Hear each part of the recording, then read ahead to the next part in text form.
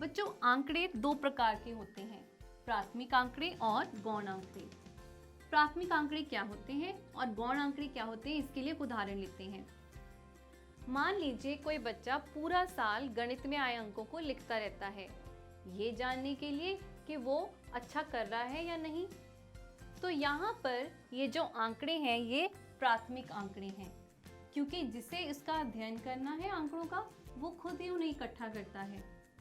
और मान लीजिए कोई और विद्यार्थी है, वो खुद तो नहीं लिखता कि कितने अंक आए हैं, लेकिन वो अपनी शिक्षिका से वह अंक ले लेता है साल के अंत में।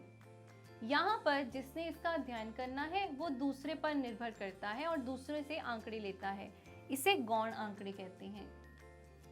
अब आंकड़ों का संग्रह करने के बाद उसे किसी तरह प्रस्तुत भी तो करना होगा।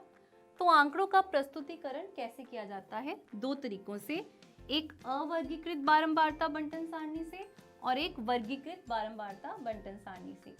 तो आइए एक उदाहरण लेकर देखते हैं कैसे अवर्गीकृत बारंबारता बंटन सारणी से हम आंकड़ों को प्रस्तुत करते हैं। तो बच्चों, गणित की परीक्षा में 30 विद्यार्थियों द्वारा प्राप्त किए गए अंक कुछ इस प्रकार हैं। इन्हें हम यथा प्राप्त आंकड़े कहते हैं। बच्चों, ये आंकड़े हमें कोई सूचना नहीं देते, ना ही ये बताते हैं कि कितने बच्चों के अधिकतम अंक आए या कितने बच्चों के न्यूनतम अंक आए। तो हमें इन्हें किसी प्रकार व्यवस्थित करना पड़ेगा ताकि हम इसमें से कोई सूचना ले सकें। तो आइए बच्चों देखते हैं हम कैसे इनको व्यवस्थित करेंगे। सबसे छोटा अंक 0 है और कितने बच्चों के 0 अंक आए हैं?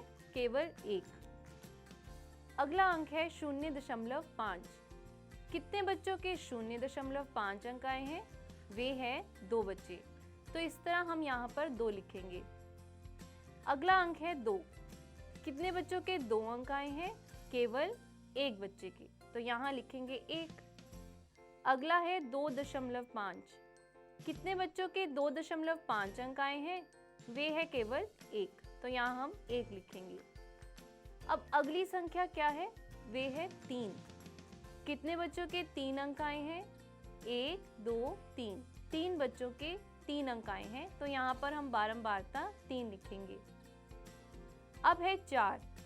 4 अंक कितने बच्चों के आए हैं? 1, 2, 3, 4, 5। 5 बच्चों के 4 अंक आए हैं, तो यहाँ पर हम लिखेंगे 5। अब अगला अंक क्या है? 4.5। कितने बच्चों के 4.5 अंक आए हैं? वे हैं 2 बच्चे, तो यहाँ लिखेंगे 2। अगली संख्या है 5। कितने बच्चों के 5 अंक आए हैं? वे हैं 3 बच्चे, 1, 2, 3। अब है 6। कितने बच्चों के 6 अंक आए हैं? वे हैं 2 बच्चे, तो यहाँ हम 2 लिखेंगे। अब अगली संख्या है 6.5। कितने बच्चों के 6.5 अंक आए हैं? वे है केवल 1 बच्चा। अब 7, 2 बच्चों के, 7.5, 1 बच्चे के, 8 अंक 1 बच्चे के, 9 अंक वे भी 1 बच्चे के और 9.5 वे भी 1 बच्चे के और 10 अंक वे हैं 2 बच्चों के। देखते हैं कुल बारंबारता कितनी हुई? वह है 30। तो यहाँ से हमें पता चलता है कि हमने कोई आंकड़ा छोड़ा नहीं है। अब बच्चों यहाँ से आप बताइए कि अधिकतम अंक कितने हैं? वे हैं 10 और न्यूनतम अंक वे हैं 0। अधिकतम और न्यूनतम मानों के अंतर को आंकड़ों का परिसर कहते हैं।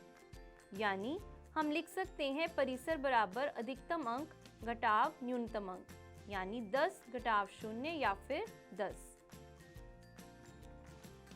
तो बच्चों आपके लिए कार्य है, 50 दशमलव स्थान तक शुद्ध पाई का मान नीचे दिया गया है। आप देख सकते हैं इसमें दशमलव के बाद कितने सारे अंक हैं। दशमलव बिंदु के बाद आने वाले 0 से 9 तक के अंकों का एक बारंबारता बंटन बनाइए। सबसे अधिक बार और सबसे कम बार आने वाले अंक कौन कौन से हैं? तो बच्चों आप ये खुद करेंगे। तो आइए बच्चों इन आंकड़ों को देखते हैं। निकटतम सेंटीमीटरों में मापी गई 50 विद्यार्थियों की लंबाइयां ये हैं। आप देख सकते हैं ये आंकड़े दे रखे हैं। क्योंकि यहाँ पर 50 आंकड़े हैं और आंकड़ों का परिसर भी बहुत अधिक है, तो अवर्गीकृत बारंबारता बंटन सारणी द्वारा हम ये आंकड़े अच्छी तरह से प्रस्तुत नहीं कर पाएंगे। तो आइए इन आंकड़ों को वर्गीकृत करके इन्हें प्रस्तुत करते हैं। आप देख सकते हैं कि ये आंकड़े न्यूनतम 150 से लेकर अधिकतम 173 तक हैं।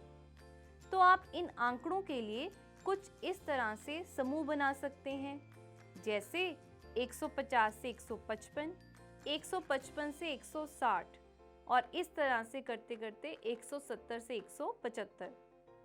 इन समूहों को वर्ग या वर्ग अंतराल कहा जाता है और इनके माप को वर्ग माप या वर्ग चौड़ाई कहा जाता है। प्रत्येक वर्ग की सबसे छोटी संख्या को निम्न वर्ग सीमा कहा जाता है और अधिकतम संख्या को ऊपरी वर्ग सीमा कहते हैं। जैसे 150 से 155 वर्ग में 150 निम्न वर्ग सीमा है और 155 उच्च वर्ग सीमा है और इन दोनों का अंतर 155 घटाव 150 बराबर 5 को वर्ग माप या फिर वर्ग चौड़ाई कहते हैं। तो आइए इन आंकड़ों को वर्गीकृत बारंबारता बंटन सारणी द्वारा प्रस्तुत करते हैं। तो आइए इस तरह से एक सारणी बनाते हैं।